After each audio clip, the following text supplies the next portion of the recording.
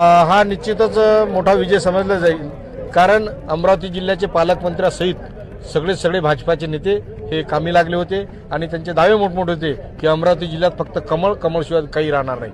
परंतु आज चिखलदरा असेल किंवा दर्यापूर असेल या निमित्तानं त्यांना दाखवून दिलं गेलं. अंजनगावची सीट सुद्धा आमची 127 मतानं पराभूत झाली. आज त्याचं रिकॉर्डिंग चालू आहे, भाग वेगळा आहे, परंतु 127 मताचं 79 म्हणून हा जो विजय आहे तो जनतेनं दिलेला विजय आहे, जनतेच्या आशीर्वादामुळे.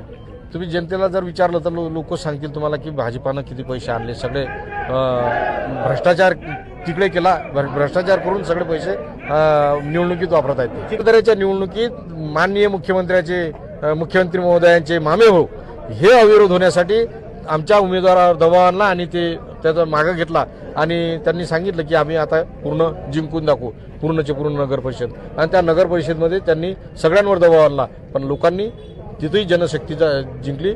त्या जनशक्तीनं सपशेल त्यांना नाकारलं. आज आमची एक हाती सत्ता आहे आणि नगराध्यक्ष सुद्धा खूप मोठ्या मतानं निवडून आला आहे.